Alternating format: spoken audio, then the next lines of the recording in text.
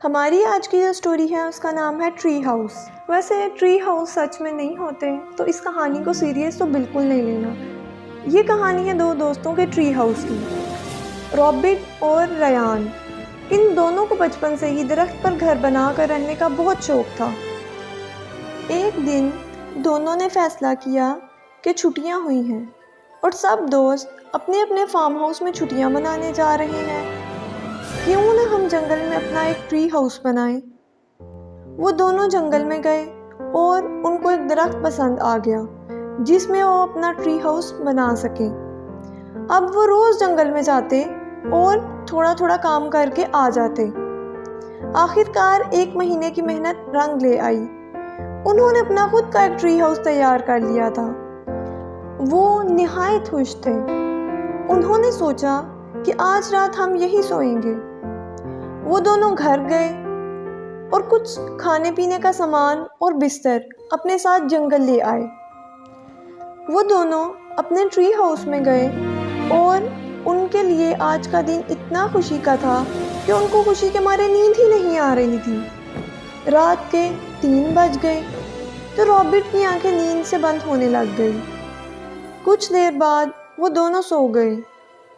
صبح کے 6 کے قریب ریان کی آنکھ کھلی تو اس نے جلدی سے رابٹ کو اٹھایا۔ وہ دونوں دیکھ کر حیران رہ گئے۔ رابٹ نے ریان کو کہا کہ ہمارا سامان کھانے پینے کا کہاں ہے؟ ریان نے کہا میں بھی وہی سوچ رہا ہوں بھائی، اسی لیے تو میں نے تم کو اٹھایا تھا۔ صبح کے 9 بجے وہ دونوں جنگل سے نکلے اور باتیں کرتے کرتے جا رہے تھے کہ ہماری چیزیں کسی نے کیوں لی ہوں گی، آج رات کو ہم پتہ لگا کر رہیں گے۔ وہ باتوں میں اتنا مگن تھے کہ وہ غلط راستے پر چلے گئے اور جنگل میں گم ہو گئے۔ وہ جنگل میں یہاں وہاں راستہ تلاش کرتے رہے اور آخر کار تھک ہار کر ایک جگہ آرام کے لیے رک گئے۔ دونوں صبح سے بھوکے تھے تو وہاں پھلوں کے درخت تھے۔ دونوں نے سوچا کہ کیوں نہ اس درخت سے پھل اتار کر کھائے جائیں۔ دونوں نے ایک ایک پھل توڑا اور اتنے میں ان کو لوگوں کا شور سنائی دیا۔ وہ دونوں آگے گئے تو وہاں بونوں کی بستی تھی اور وہ آپس میں لڑ رہے تھے۔ رابٹ نے کہا کہ آؤ دیکھ کر آئیں۔ ریان نے کہا ہم کو کسی کے معاملے سے کیا لینا دینا؟ رابٹ نے کہا ٹھیک ہے میں ہی چلا جاتا ہوں۔ آگے سے ریان بولا ٹھیک ہے بھائی میں بھی آتا ہوں۔ یہ دونوں بونوں کے پاس گئے اور کہا کہ آپ لوگ لڑ کیوں رہے ہو؟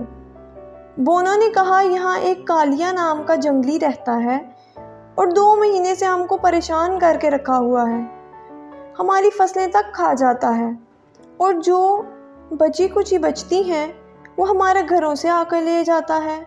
اس کی وجہ سے ہم فاقوں پر آ گئے ہیں اور ہم تو بونے ہیں تو ہم اس کا مقابلہ نہیں کر سکتے۔ اس کو جہاں بھی کھانے کی خوشبو آتی ہے وہاں سے کھانے کا سارا سامان لے جاتا ہے۔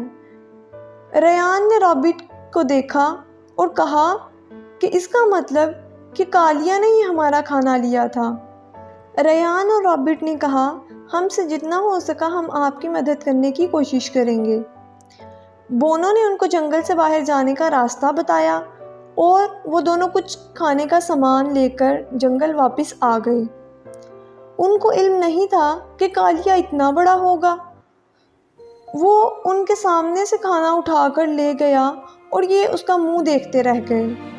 بونوں نے کہا کہ یہ آپ کے بس کی بات نہیں ہے، آپ جاؤ، آپ کا بہت شکریہ۔ رابٹ اور ریان وہ دونوں گھر آئے اور 3 دن گزر گئے۔ وہ دونوں اس بارے میں ہی سوچتے رہے کہ آخر کار انہوں نے سوچا کہ اس کالیا کو مار کر ہی ان بونوں کو اس کالیا سے آزادی ملے گی۔ انہوں نے کھانے میں زہر ڈالا اور واپس سے جنگل گئے۔ وہ دونوں ٹری ہاؤس میں وہ کھانا لے گئے۔ وہ دونوں رات دیر تک اس کالیا کا انتظار کرتے رہے اور ان کی آنکھ لگ گئی۔ صبح کے 10 بجے ان کی آنکھ کھلی۔ ان کو لگا کہ جیسے زلزلہ آ گیا ہے۔ ان کا ٹری ہاؤس تک ہلنے لگ گیا۔ وہ جلدی سے ٹری ہاؤس سے نکلے اور دیکھا کہ وہ زلزلہ نہیں تھا بلکہ اس کالیا نے ان کا کھانا کھایا تھا۔ اور کھانے میں زہر ہونے کی وجہ سے وہ مر گیا۔